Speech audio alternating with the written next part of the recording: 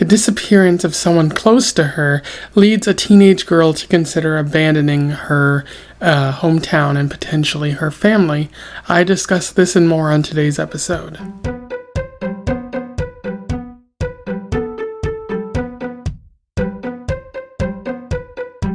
Welcome back to Around the Weird, a booktube channel where I talk about all the unusual and out of the ordinary literature that I've found in my travels. Today it is Short Story Tuesday, so I want to talk about an interesting short story that I've encountered. One that is about drugs and small towns. I am referring to Paradise by Nina LeCour, which was published in the online journal literary magazine for Shadow, which was published in 2019, thereabouts. For those who don't know, Nina LeCour is an American writer who has been getting their work published since around the late 2000s. They primarily write about queer characters, sort of people on the margins of society. And that is most likely because Nina is a queer writer themselves. I don't know exactly what their identity is there, but it's just been described as queer, so that is why I have chosen to talk about her, not only because she's queer and because we're in this period of pride, that I prefer to talk about queer LGBT writers, but also because this is a pretty interesting short story, and I'm happy to have learned about it. I think Nina's won some awards for their work, which is pretty cool. And yeah, this is the first time I encountered their work. I was looking up some other books and short stuff that they had written, and there was at least one novel that stood out to me as eye-catching and something that I might want to read. So I might talk about Nina's other works later this year, probably. But without further ado, let's talk about Paradise. I will do a summary, a little bit of analysis, and we will move on from there. So Paradise focuses on Sara. She is a high school girl whose mother died when she was young, and she's just with her father, who is sort of absent. I think her father also sold drugs, which might have contributed to her mother's death. And she's also living with her brother, who they kind of need each other for support and whatnot. And then Sara has a girlfriend, a secret girlfriend. She appears to be a closeted gay woman, or bisexual, who is to say, but nobody knows, but they are very happy together. At the beginning of the story, we learn that Annie, her girlfriend, is missing, and nobody quite knows where Annie has gone, so they begin looking for her, skipping school in order to find Annie. And Sara also recalls that Annie had done drugs in the past, but feels bad because she didn't really talk about it enough and sort of prevent maybe what happened to her mother from what might happen to Annie in the matter of a few weeks or something like that. And again, her mother died of heroin. Her dad might be a drug dealer, and they're skipping school and whatnot. And still later that day, Sara doesn't get any answers about what happened to Annie while she's at work, and she's becoming very impatient and filled with dread as to what could possibly happen. And while she's at work, she runs into a sort of homeless vagabond type guy named Grant, who's trying to make some extra money because he's on his way to Los Angeles, but he needs his car fixed in the process.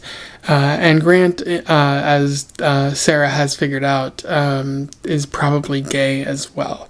But she finds that he's a pretty cool person, and so she wants him to be around a little bit more. The next day, she hears from the others that the police are going to drag the river to see if Annie had ended up in the river dead or something like that, which everyone kind of believes is too soon. They haven't checked the hospitals nearly enough, and Annie could be elsewhere. But this fills Sara with even more dread because she knows the inevitable will happen and Annie is probably dead. Sara tries to find comfort from her brother by hugging him, sort of sleeping in his bed in order to sort of feel connected to somebody. But that doesn't seem to help, and she goes back to her room and like is crying, and her dad approaches and wonders what's going on. And she uses that as an opportunity to talk about how her friend is missing and how she doesn't like the people that her dad is hanging around with and how they feel like a disconnected family at this point. But rather than providing any comfort, her dad is just like, I'm sorry about what happened to your friend, and he goes away, where he like doesn't interact with her after that point, which leads Sara to figure out that the only thing that she can do is steal money from her father and go give some of it to Grant so he can fix his car so she can head to LA with him. She tries to stop at her brother's school and tell him to come along, but he's really young and doesn't really understand what she's going to do, and he seems more connected to their father than she does. So he decides not to go, and Sara goes to LA on her own, and that's where the story ends there. In terms of analysis, there's a fair bit to talk about with Paradise. One of the main themes that LeCour is working with here is dread. This story is driven by the fear of what's happened to Annie in relation to what Sara has already kind of experienced with her mother. So maybe it's not really dread, because dread is a fear of the unknown. Maybe it's more of a general anxiety about what you know is to come. But even anxiety is fear of the unknown for a little bit. So maybe it's just like unhappiness with what you know will inevitably be revealed, and that Annie is probably dead. And a lot of this, again, it's based on what's happened with Sara already. Like, this is a small town. People are unhappy there. Sometimes they, kill themselves. There's a lot of deaths in this kind of place because of the river anyways. There's drugs, which affected her mom, but also is affecting Annie, apparently. She seemed to have gotten over or recovered from her drug use, but maybe she might have returned to it. And again, her mother died of a heroin overdose. So Sara kind of knows what to expect from this type of situation. And again, like Sara fears remaining in the city.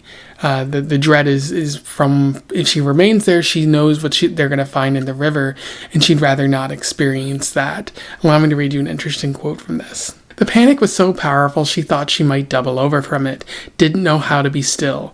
She buried herself in blankets in her closet and screamed into her pillow. Her eyes were swollen and she wanted to stay in there, but she needed to use the bathroom. Her stomach churned and ached. And that's a really good quote, because it just gets at the general fear, the dread that Sara is experiencing. Of knowing what is to come, of what has happened before and what is inevitable and what might continue happening in the future if she remains in this city. It is very sad, but it is a fact of small towns sometimes, a fact of unfortunate drug abuse and whatnot, that these small towns and these drugs tend to do things to people. And for Sara, like, there is some comfort. Like, there's comfort from her brother. Like, they've been relying on each other in the past to help them each other get through tough situations, like their mother dying and the fact that their father hasn't been there for them. And Sara hopes to find the same comfort in her brother now, and he does initially, but when she wants to go to Los Angeles, her brother doesn't really understand. And so, he can't really ease that dread in that moment. And so maybe when she goes to Los Angeles, like, she's still gonna fear that, or she's still gonna feel that dread. It might never fully go away because of the life that she's lived, which is unfortunate. But I do like how LeCour gets at that feeling of dread and where it might stem from for Sara. LeCour is also writing about the broken family. Sara can only seem to rely on her younger brother after what has happened. After I've talked about the whole being let down by her father and her mother dying. She can only seem to rely on Spencer in this story. It's worse because her dad sold drugs and might have contributed to her mother's death, and he continues to hang around those people. So he hasn't really learned anything from what's happened. Which, if you're the children in this, you're probably wondering why the father hasn't learned anything. Do they even matter, or is it only what the father wants that matters? You'd be angry about it, like Sara is in this story, and you'd be a little hurt as well. And what's worse is Sara has a conversation with her father when Annie goes missing, and she tells her father that Annie is missing, that Annie meant a lot to her, and that that she misses her father and wishes he'd kind of be present in her life. And what's more is the men that her father is hanging out with, sketchy people, she wants her father to kind of distance himself from those people. And he, instead of, acknowledging that fear and that sadness, he's just like, it's bad what happened to your friend Annie. That's unfortunate. And so it's kind of him acknowledging he refuses to ever get better, if it's even possible for him to get better. He invalidates her feelings by totally ignoring her, which is an awful, awful sort of gut punch there, which you see for Sara in this story. And so, the only thing that she feels that she can do in this story is leave, which is what a lot of people feel. It's why you have a lot of runaways in America and many other countries. It's people feel that they, in order to escape a cycle of trauma and whatnot, they can only hope to leave, even if they don't have better plans in doing the act of leaving. But when you think about it, Sara leaving will only stand to fracture the family even further. It's certainly not going to help Spencer, who might feel lost now that his sister is gone, but the father is losing another person that he might love. He already lost his wife, but now losing his daughter isn't going to make things much better. So this isn't really that much of a happy ending, especially given that Sara is kind of on her own. She has Grant, but is that guaranteed to provide her with comfort? I don't really think so. And there are queer elements and even a gay romance featured in this story. Sara and Annie are a queer couple, gay couple, pretty happy together, and that they managed to find one another, especially in this troubled town that they live in. It provides a lot of meaning for them, but they're also closeted. They don't want anyone to find out, which is, there's a lot of conservative places in California where this story takes place, so it would make sense why some people would prefer to remain closeted, because if other people find out, there might be some persecution taking place. And Grant, the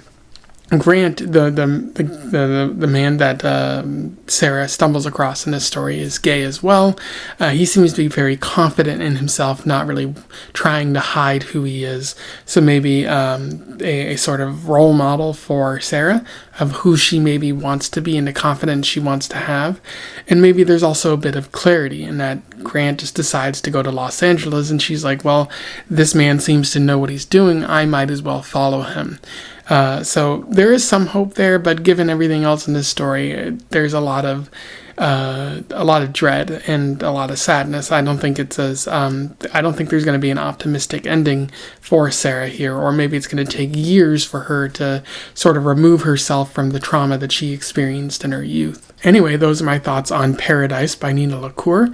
A pretty solid short story. Very much enjoyed it, and I'm going to recommend it to you out there. I will put a link to it in the description. Let me know what your thoughts are on it, what you think about the overall story, and what you think of my review as well. I would love to hear from you. Otherwise, don't forget to like, share, and subscribe so that other people can find out about this story or this author if they don't already know.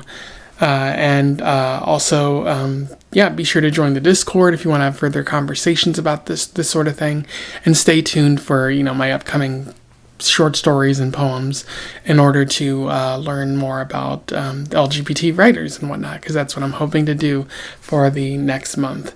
But without further ado, I wish you the best of luck in your weird and hopefully trauma-breaking cycle of that sort of thing. Farewell.